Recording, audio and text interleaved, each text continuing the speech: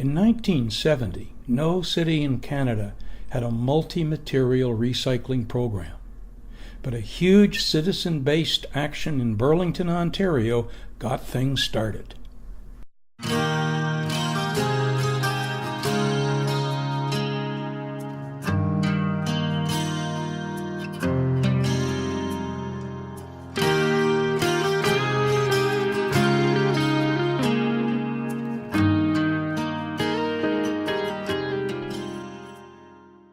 Walter Malkowicz explains the 1960s throwaway economy.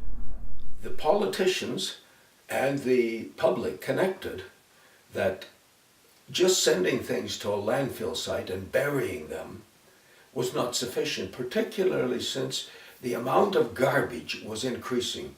The amount of waste was increasing simply because there was more disposables. It's just the way society was moving. I had been thinking about it. Having been brought up in a household where you didn't waste things and made use of things, I thought to myself, well, why are we throwing all this stuff in the dump?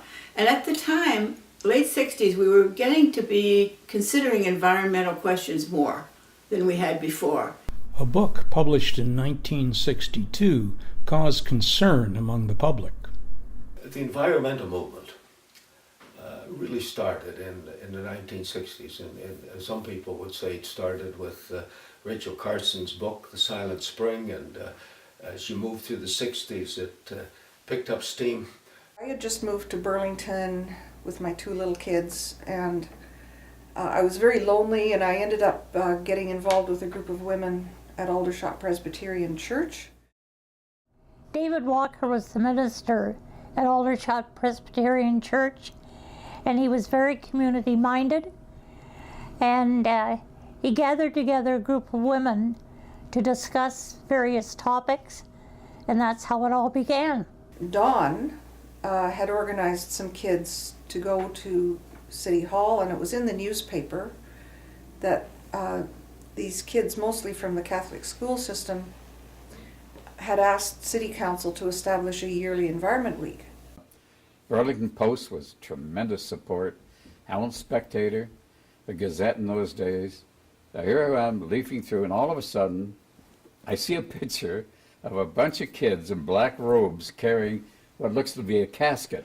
The children chose this serious format for their walk from Burlington Mall to City Hall as an impactful way to demonstrate what might happen in the future if environmental action was not taken immediately.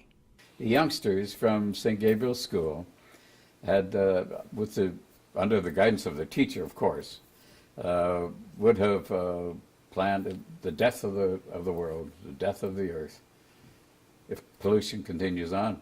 And that was the symbolism. That's what they were portraying. And they got a very powerful message out with that. Now, at the time I was a member of St. Gabriel's Men's Club. Within a month we were able to coordinate the interests, the involvement of over 100 different civic, social, church groups, schools, etc. in developing this project called Let's Control Pollution Week. But the one big thing that came out of it was one thing that was very dear to my heart, and that was the call from someone, and this proves the power of one, that I had phoned and said, well, Dawn, this is really great to have an Environment Week and have people do something about their concerns for 1 week. But what about the other weeks of the year? And he said, well, maybe you're the one to figure that out. And I'm sure that that was echoing in my ears when I was doing my dishes on a certain day. And I had a pickle bottle and a can, and I knew that glass was made from silicon sand, so I'm picturing, okay, how's this glass bottle going to ever be back on a beach? It must have been when I first read about Robbie's a kitchen epiphany, which really intrigued me, about the looking at your kitchen counter, seeing that pickle jar, and seeing the tin can, and looking across the bay and seeing a place where they might be possibly recycled. there were positive economics to actually taking the stuff instead of burying it, which was the traditional way of dealing with garbage, to actually separate these things and to find and to use them as resources to generate some revenue and to have some return on it societally. And businesses were emerging who actually wanted these things. I remember rightly, I drove one of those trucks that did the first experimental pickup on the Saturdays, but it was not my truck. And I had people, I think there were 3 of us in the truck when we made the pickup. There was a day that I couldn't open the side door of my house because people had spontaneously brought glass and tins and newspaper to my driveway. We realized that this would probably be a continuing problem and that we had to ask other people in Burlington to let their garages be used as depots. So everything was becoming complex and quite wonderful, but it was like having a tiger by the tail. I don't think people really knew quite how to get it all together to do something about it. So I think when you came along, you were kind of the catalyst for that. And I think that I was responding to some of, the concerns expressed by you and others in the community. And we were sitting around talking about maybe trying to give our little group a name. And I don't know if we decided on anything at that particular time, but I do remember just the 4 of us being together at the very beginning. And after that, of course, your family and all that intervened. But the next memory I have of being involved with CCPC was doing the recycling, was actually being involved in the recycling myself and helping out at the depots and putting out information to people on how to do it. This is one of 8 things that the City of Burlington did to support us. They gave us the use of a little house at 891 Brant. But there was a day when I was downstairs and several women were upstairs, and there was a lot of material both upstairs and down. And this was one of the husbands of one of the women, and he was walking around with his arms folded and looking up at the ceiling, looking at the walls, and just looking rather troubled, but I wasn't paying much attention to him. And he spoke to me very abruptly. He said, "Robbie, I'm going to clear this house in about 3 minutes." And I didn't bother to ask him why. He was already walking towards the stairwell, and he yelled up the stairwell, that everybody had to leave the house immediately, and you won't be coming back. Bring all your personal possessions. So everybody came down the stairs out onto the driveway. Turned out he was a structural engineer, and he could see the house flexing under the weight of all that material. But eventually, and I think once the new depot opened that the city gave us, that I think it kind of eased off. And we were very fortunate to have as much space as we had at the old Municipal Works building, which was obviously very important in terms of the volume of recyclables that we were having to separate and work with.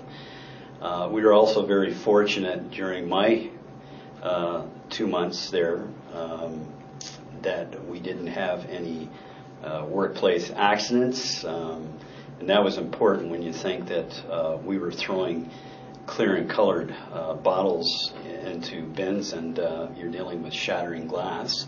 That people would bring stuff to, and we would have ladders that we would climb up holding these boxes of glass or whatever and pour them in. And usually the bin got full before the truck was coming to pick it up, so one of us would climb in with a pair of goggles, gloves, and a crowbar, and we would wallop away at this glass to break it, and it would gradually sink down and level, and we'd be able to get through to the pickup time. And of course that would have horrified people by today's safety standards. I did cut myself a couple of times and finally started made sure I wore gloves and things. And then, of course, some of the stuff was so dirty, and people sent in tins and things that were so dirty. Had a load, these were early days, and when you had a load of glass to go, probably they could take it, but sometimes they couldn't. And then, of course, there would be this moment of panic as to what we were going to do. All this glass was coming in, and we couldn't get the bin taken away, and part of my role was to try and solve that by finding another market, which we usually managed to do. I think as a group we decided that it would be very important to try to influence the young people towards conservation and recycling and reusing of products. So to reduce the vast waste that we were creating in the world. So in order to do that, we put together educational kits that went out into the schools so that the teachers had materials that they could use or ideas that they could use with their kids in their classroom if they were talking about this topic in their classroom. So I think it worked very well. So people on the committee and those involved at the beginning really felt it was a government responsibility, that it should be legislated. And we were pushing for a pilot project to be done. And finally, it was approved. It was approved in, I believe, in 1971. So it was to be in the East End, and we wanted it to be funded by the province and the city to do the pickup. And we would do the communication. We would contact the people in the houses, give them an information package, let them know about curbside pickup and when it would be. It had an effect, I think, upon the whole of the country, even though it was, and the province, because it was the province that funded it, not knowing how that money would turn out, whether it was a useful funding or not, and it turned out that it was. That $20,000 they gave to the town of Burlington so they could do the pickup. The final report didn't come out until 1973 it was that it came out.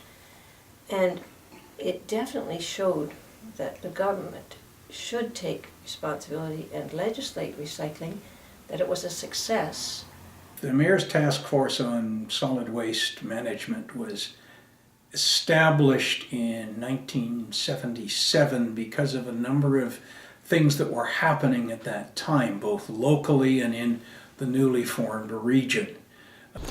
Well, I know Dave McKay and I were chosen to sit on this task force, and it had a lot to do with the recycling that was being done in the town by CCPC. And the city were very interested in, I think, taking this on, and they needed information from us, and I think we had to go in with numbers as to, monies that could be earned from the selling of the tin and the glass and the newspaper. Through CCPC, we had been doing community-based recycling for nigh on 5 years in a large scale. We had the big depot operating, we had markets, and we knew that end of it, and in a way that most people didn't. And so that's, I think, why a couple of our people were included on this sort of high-powered task force with representatives of industry and politicians and so on. But we were the people who were on the ground and sort of knew on that scale how it worked. The Ontario government gave a grant to the city to hire a contractor. And that was a company owned by Gwen DeCepolo called Halton's Recycled Resources. Burlington was the first city in Canada to hire a contractor to do curbside recycling, and that company was the first contractor to do it. So that was really some history making, and one of our members who was very active at the recycling center, Billy Hallgrave, in the last couple of years, because the city started in 81 and we carried on till 83, over those 2 years she sort of straddled CCPC's system, continuing to be active at the recycling center and working with Gwen DeCepolo on, how do you organize this? How do you get across to people what they're supposed to be putting out? and how to put it out and how important it is to do it. And she rode around on the truck, and if people were not doing it right, she'd hop off the truck and go knock on their door and have a chat with them. The groundwork had been laid by citizens who had demonstrated, and this is the CCPC, their work with ordinary citizens had demonstrated the fact that if the issue is properly explained, ordinary citizens are willing to separate their various streams of waste and to put them out to the curbside. And so that citizen involvement by CCPC laid the groundwork that really helped to make the decision-making very easy. Most good ideas come from the grassroots. I mean, that's how government works. I mean, we have a dedicated group of individuals to a particular issue, to a particular cause that band together and work hard and strategize and figure out initiatives that will improve our quality of life. That's how our system of government works in many, many cases. The best ideas come from the grassroots. So I think it was integral, the fact that it was citizens and CCPC that came up with the whole concept of recycling and really pushed government. Government needs to be pushed more than we are. Often we feel sort of powerless in the face of the circumstances around us, but that was a proof that we could actually affect change, and I think it changed all of the people that were involved. We've done our part. Now, is the public going to carry it further for us? Have we imbued them with enough of the spirit of controlling pollution to be able to make an impact on Canada, for that matter?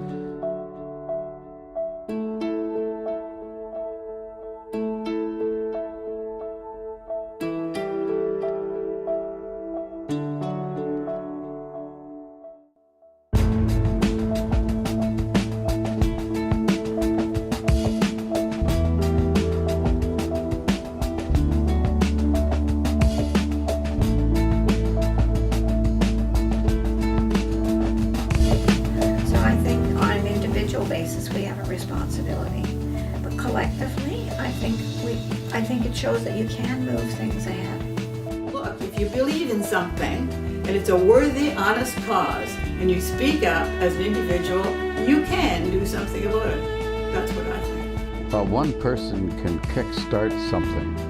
It takes a lot of other people to get it going and active and successful.